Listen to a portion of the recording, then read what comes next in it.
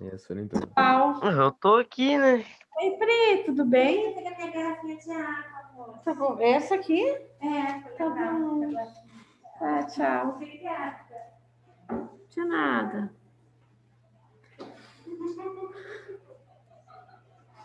Pessoal, vou fazer a chamada que ainda não fiz, tá? Vamos Tá lá. bom, Sônia. Hoje tá, isso aqui tá pior que botequim, como diz lá no Rio Grande. André, Ágata, Bia, Brenda, Esther, aqui, Felipe de Melo. Tá aí o Felipe? Acho que ele caiu, Sora. Nina, Eu tô aqui, Sora. Henrique, Aqui. Isa, Aqui. Isa Santos, Aqui, Sora. certo, Luiz, Eu. Luizinho tá aqui, Luísa, Eu, Sora. Duda, Mafé, Mariana, Aqui, Sora. Matheus, Oi. Murilo, Tô aqui. Nicolas, Aqui. Pedro,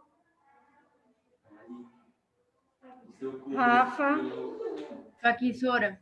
Rebeca, Sara. Aqui. Vamos de novo.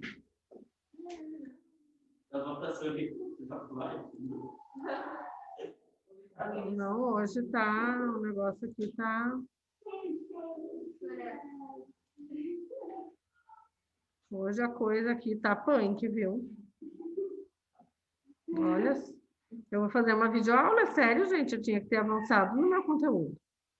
Fazer uma videoaula, vocês assistem, vai ser no plantão, quem quiser assistir ao vivo, assiste, quem não quiser, assiste depois.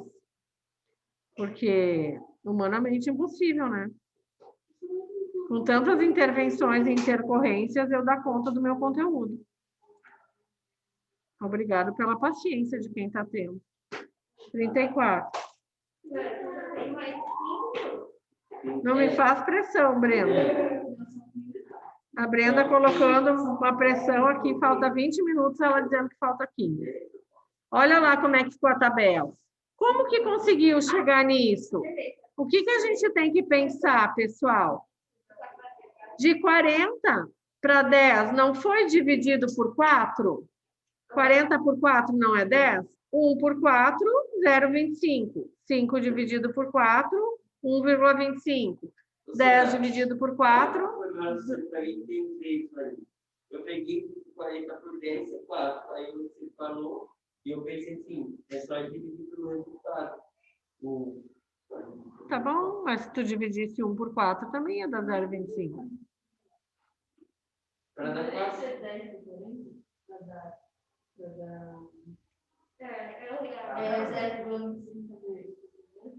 Não, ele achou o 4, que é o fator que ele vai dividir.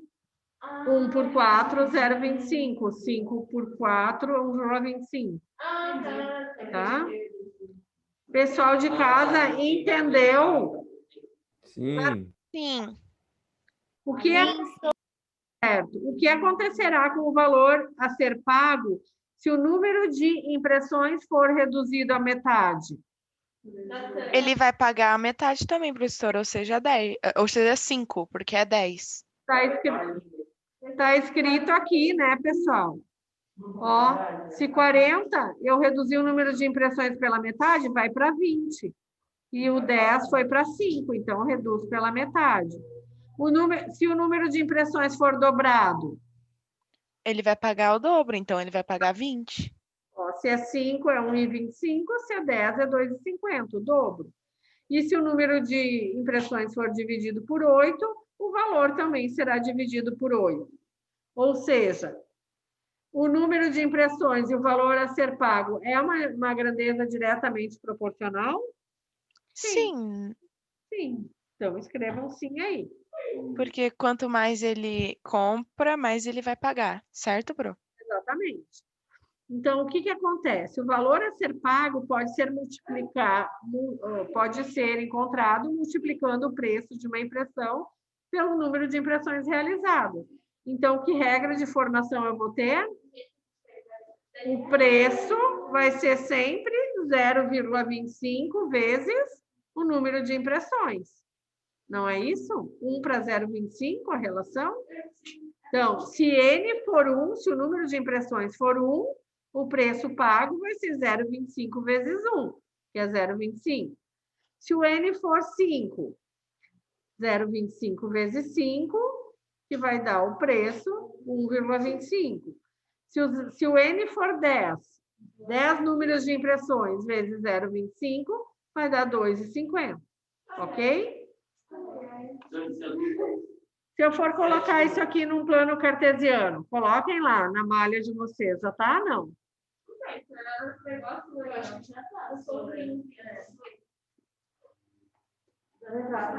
Já está marcado. Olha que livro bonzinho, né? A tabela ali já está. Então, olha lá. 1, número de impressão, 0,25. Número de impressões igual a 2, 0,50. Número de impressões é 3, 0,75. Certo? E assim por diante. E 28 impressões? O que eu tenho que fazer? Olha lá. Vezes 28. 0,25 vezes 28 vai dar o número que eu vou ter que pagar por 28 impressões. Certo? Que vai dar 9. Não precisa fazer tudo isso aqui, é só fazer 0 vezes 0,28. Para 36 impressões, 0,25 vezes 36. E assim por diante. Certo? São grandezas que são diretamente proporcionais. E é isso que eu quero que vocês entendam, ó. 0,25 você vai pagar para uma impressão. 0,50 você vai pagar para 2 impressões. Todas elas vão dar 0,25. Foi isso que eu expliquei lá no começo, que são frações equivalentes. Se você dividir isso, vai dar 0,25. Se você dividir isso, vai dar 0,25. Sempre 0,25. Então, eu tenho uma proporção aqui. E qual que é a minha constante dessa proporção? 0,25, que é o meu K. Tá? Então, sempre vai ser P é igual a K vezes M. É a constante aqui, é a fração equivalente vezes o número de impressões. Então, independente do número de impressões, que eu falar para vocês assim, eu preciso de 1000 impressões, quanto vocês vão gastar? Claro que isso na prática não é tão regrado. Por quê? Porque normalmente quem trabalha com isso já faz um desconto para quando faz mais impressões, né? Isso é da época dos cartões, que a gente fazia cartão de apresentação, e daí quanto mais fazia, mais barato ficava. Então, não seguia essa regra. Mas, via de regra, sem considerar nenhum desconto, eu sempre vou ter uma relação linear. Olha aqui a reta, ó. Não é uma reta linear aqui, não é uma linear, um gráfico linear, não é uma reta crescente. E se for inversamente proporcional, vai ser decrescente. Olha lá. Agora, verifique se as grandezas envolvidas em cada afirmativa são diretamente proporcionais ou não, e justifique a sua resposta. Vejam lá. Letra A. A quantidade de comida em um prato e o preço a ser pago em um restaurante, onde 100 gramas de comida custa R$ 2,99. É diretamente proporcional? Opa! Quanto mais você colocar, mais você vai pagar. Quanto maior a quantidade de comida que você colocar no prato, mais você vai pagar. Então, é uma grandeza diretamente proporcional. Certo? Escrevam aí na apostila de vocês. Ele fala com a idade de uma pessoa, assim, quando ela é criança, ela vai crescer, mas depois que ela vai envelhecer, ela vai diminuir. Isso é cientificamente comprovado, que a pessoa que envelhece diminui, sabe por quê? Porque ela perde a massa óssea. Existe um exame chamado densitometria óssea, que você começa a analisar, depois de uma idade ali de 50 anos, a redução óssea Por isso que a pessoa começa a ficar menor. Mas essa pergunta da letra B é para vocês que são jovens. A altura e a idade de uma pessoa. Diretamente, pensa numa criança, né? De 2 anos, tem uma altura, 4 Professora, anos. mas depende, porque quando a pessoa fica idosa, falam que perde 5 centímetros. Então, isso que eu estava explicando agora. Por quê? Porque ela começa a perder massa óssea. Existe um exame chamado densitometria óssea, que normalmente eles dão para depois de 50 anos ali, que começa a ter algumas alterações hormonais e daí começa a perder cálcio, perder um monte de coisa, e ela realmente encurva, tá, Luiz? Só que essa pergunta aqui, ó, é para a gente dar a idade de vocês, tá? A altura e a idade de uma pessoa. Imagina uma criança de 2 anos, mede tanto. 4 anos, mede tanto. 6 anos, mede tanto. Vai aumentar, tá? Então, considera jovens aqui, tá? O tempo e a velocidade média. Quanto mais rápido eu andar, menos tempo eu vou levar.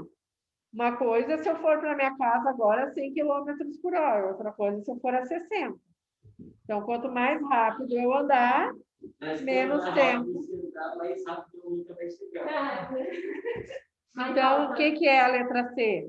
Grandezas inversamente proporcionais. Elas não são proporcionais por enquanto, porque a princípio a gente não viu o que é inversamente proporcional. Certo?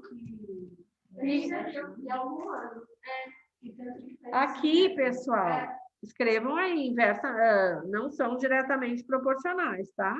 Se a velocidade dobrar, o tempo não vai dobrar. Aqui ele lembra como é que resolve a regra de 3. Lembra que eu já fiz ali antes, né? Regra de 3, quando é diretamente proporcionais, por exemplo, 10 máquinas produzem 450 peças, 17 máquinas vão produzir bem mais. Então, daí eu faço 10 vezes x, 450 vezes 17. Tá? Isso só está lembrando. Isso aqui é dever de casa. Não. Sim.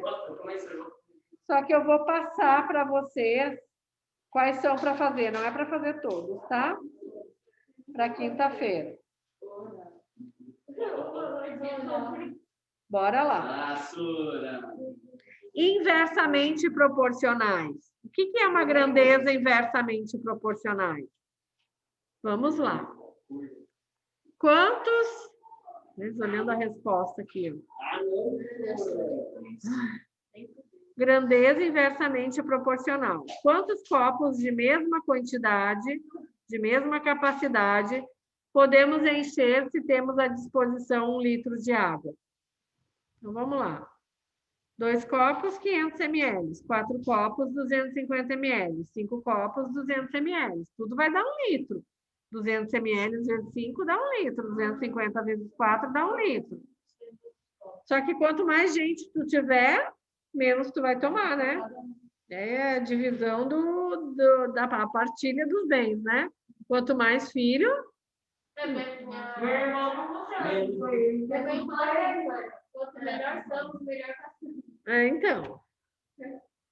Então, isso aqui é uma grandeza que é inversamente proporcional, ou seja, quanto mais copos eu tenho, menos, para a mesma quantidade, menos líquido vai caber em cada copo.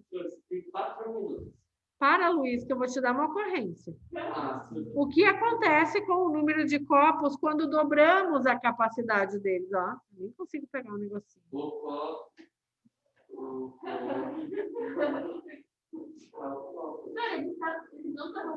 É impressionante isso, gente. Vocês não me avisarem que eu não estou compartilhando com vocês o que eu estou fazendo na aula. Eles estão tão interessados que eles não conseguiram. Vocês nem me avisaram sequer, pessoal de casa, que eu não estou compartilhando o texto. Professor, mas eu estou vendo na apostila aqui. Bem, Pro, eu tô acompanhando na apostila. Eu também, Sora. Inacreditável.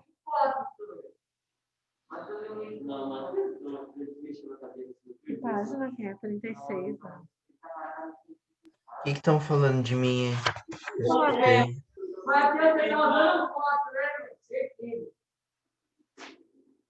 Eles falaram? Pessoal, o que acontece com o número... O que acontece com o número de copos quando dobramos a quantidade? Olhem aqui. Agora sim, quando eu não acho... Exatamente. Não, não é dobrar o resultado. Quando eu dobro a quantidade de copos, o que acontece com o volume? É dividido pela metade. Ó, de 4 para 8, eu dobrei os copos e eu dividi pela metade a quantidade. Certo? Ok. Então, escrevam aí, o número de copos é dividido pela metade. Certo?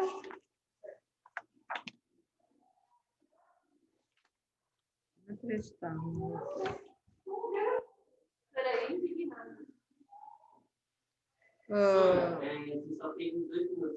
Compare o número de copos de 500 ml com o copo de 250. Ou, então, o número de 250 com o copo de 125. Ou ainda, de 200 com o de 100. O que acontece com o número de copos quando a capacidade é dividida? Dobra. Se eu divido por 2 a quantidade de copos, a quantidade de copos é dobrada. Compare o número de 125 ml com 500 ml. O que acontece com o número de copos? É dividido por 4. Por quê? Porque eu multipliquei por 4 o volume, o número de copos é dividido por 4. Ou seja, a gente tem uma relação aqui inversa uma da outra. Entenderam, pessoal? Ok. Aqui, ó, mais um exemplo. Observe que a capacidade de um copo e o número de copos são grandezas inversamente proporcionais, pois variam na razão inversa uma da outra. Certo? Próximo exemplo. Cleiton está planejando ir de casa ao trabalho com sua bicicleta. Para isso, ele fez uma tabela com algumas possibilidades de tempo que ele levará para fazer o mesmo trajeto para cada velocidade média indicada. Então, se ele andar 10 km por hora, ele leva 90 minutos. Se ele for a 15 km por hora, ele leva 60 minutos. Se ele for a 30 km por hora, ele leva 30 minutos.